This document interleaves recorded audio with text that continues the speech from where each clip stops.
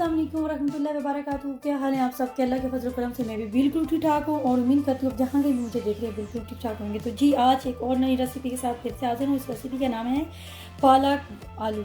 पालक आलू बहुत मज़ेदार डिश बनती है अगर सही तरीके से बनाया जाए। तो जिस तरीके से मैं बनाती हूँ उस तरीके से मैं आज आपके साथ कुछ तरीका शेयर कर रही हूँ और मेरी वीडियो को स्टेप बाय स्टेप देखना और मैं साथ साथ मिसालें और सारी चीज़ें साथ साथ ही दिखाऊंगी और मेरी वीडियो को स्टेप बाय स्टेप देखना और इसी तरीके से बनाना तो बहुत मज़ेदार आलू पालक बनेंगे। तो जी इस आलू पालक बनाने के लिए मैंने लिए 5 आलू लिए मीडियम साइज़, उनको मैं इस तरीके से छील के काट लिया इस साइज़ में, ये इस साइज़ की। और मैंने ये प्याज ली, एक प्याज को मैंने काट लिया इस तरह से, और 1 चम्मच अदरक पेस्ट, 1 चम्मच लहसुन पेस्ट और 1 हरी मिर्च मैंने उसको चॉप इस तरह से काट लिया। और ये मेथी मैंने ली है, मेथी को मैंने थोड़ा सा फ्रेश, अगर आपके पास नहीं है तो आप स्किप भी कर सकते हैं, मेरे पास थी तो मैंने काट ली फ्रेश इस तरीके से। और ये पालक मैं यूज़ करूँगी, हमारे पास यहाँ पे फ्रोज़न होती है, मैं डीप फ्रोज करके इसको यूज़ करूँगी, बताऊँगी किस तरीके से यूज़ करनी है। और ये मेरी पालक हमारे पास दूसरी भी है लेकिन और ये अभी साफ़ नहीं हुई थी, मैंने पानी में भिगो कर रखा। पालक को हमेशा पानी में भिगो कर रखने से 2-3 पानी निकालो तो वो उसमें मट्टी निकल जाती है। चलिए नेक्स्ट तरीका। तो जी मैंने कढ़ाई ली थी, कढ़ाई या पतीली आप जो भी आपकी मर्ज़ी आप यूज़ कर सकते हैं। और ये उसमें मैंने ऑयल डाल दिया। आप ऑयल या घी जो भी आप इस्तेमाल करते हैं वो कर सकते हैं। आगे दिखाती हूँ मैं आपको। ऑयल घी गर्म हो जाए थोड़ा सा, उसके बाद दिखाती हूँ। तो जी हमारा जो ऑयल और घी गर्म हो चुका है, अब हम इसमें शामिल करेंगे ये हमारे प्याज को लाइट ब्राउन करेंगे। उसके बाद मैं आपको दिखाती हूँ पालक आलू को सब्ज़ी के लिए प्याज हमेशा लाइट ब्राउन नहीं होती, ज़्यादा ब्राउन नहीं करनी होती। तो उसके बाद दिखाती हूँ हम इतनी देर में पालक का कर लेते हैं। मैं दिखाती हूँ कि पालक किस तरह करना है। ये मैंने पालक के लिए पैन लिया, मैंने कोई ऑयल वगैरह कुछ नहीं डाला उसमें। ये देखिए मेरी फ्रोजन पालक मैं इसमें डाल दूँगी तकरीबन 1 किलो के हिसाब से। और हम इसे चूल्हा खोल देंगे, इसको जब तक पकाएंगे जब तक पानी ड्राई हो जाए, उसके बाद हम इसको ग्राइंड करेंगे।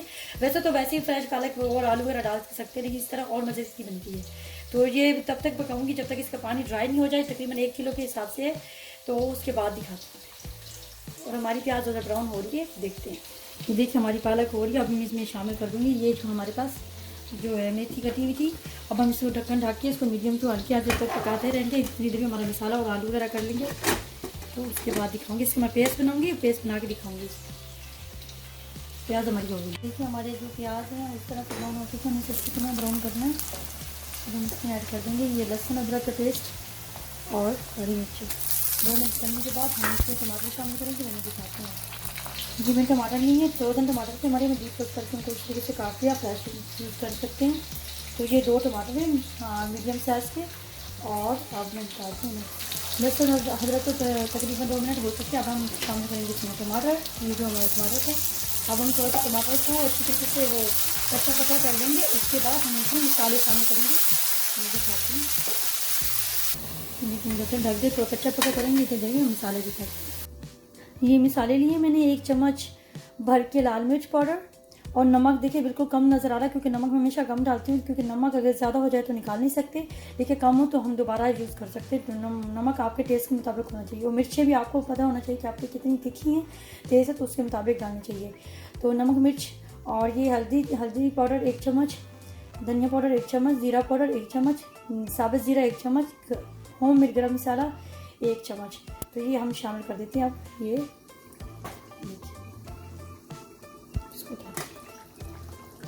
अच्छे बच्चे हो गए हैं यहाँ पे टमाटर, अब हम इसमें शामिल कर देंगे। और हम तब तक पकाएंगे जब तक ये मसाला भी भुन जाएगा। मसाला भुनने के बाद फिर दिखाती हूँ। अच्छी तरह मसाला भुनना, और सब्ज़ी में हमेशा मसाला अच्छी तरह भुना जाए तो सब्ज़ी बहुत मज़े की लगती है। तो हम इसको ढक देंगे और अच्छी तरह पकड़ेंगे। उसके बाद हम आलू शामिल करेंगे, मैं दिखाऊँगी आपको। तो ये देखिए इधर हमारी पालक अभी तक हो रही है। देखिए टमाटर वगैरह डाल के मैंने अच्छी तरह मसाला डाल के भून लिया मसाले को। ये देखिए ऑयल जो है ना बिल्कुल सेपरेट होने लग गया। ये जो है निशानी होती है कि ये जो हमारा जो है मसाला भुन गया। मसाला बहुत अच्छी तरह से भुन गया। अब मैं इसमें शामिल कर दूँगी ये जो हमारे आलू कटे हुए हैं, इसको शामिल कर देंगे। और आलू को तकरीबन 5 मिनट हम फ्राई करेंगे। उसके बाद हम इसमें शामिल करेंगे फिनिश पालक।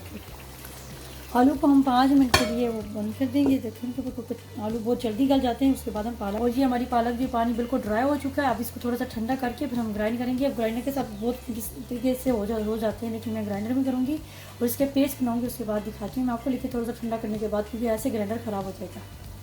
یہ دیکھیے میں نے گرائنڈر میں ڈال دی پالک اور اس میں گرائنڈ کر رہی ہوں. اور یہ آپ گرائنڈ کرنے کے بغیر بھی آپ وہ کر سکتے ہیں, یعنی سب کچھ اکٹھا بھی ڈال کے بنا سکتے ہیں.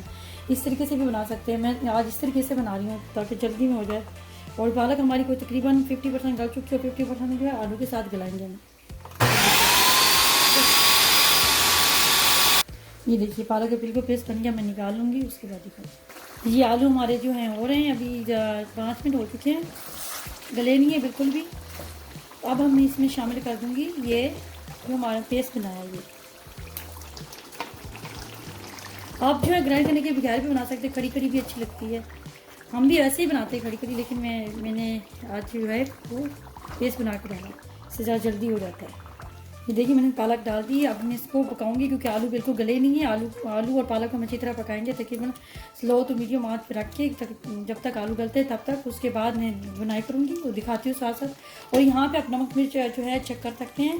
اگر مرچیں کم ہیں تو آپ ہری مرچیں ڈال سکتے ہیں, اور اگر نمک کم ہے تو آپ اس میں نمک ایڈ کر سکتے ہیں. کیونکہ نمک زیادہ ہو جائے تو نکال تو نہیں سکتے لیکن ڈال تو سکتے ہیں.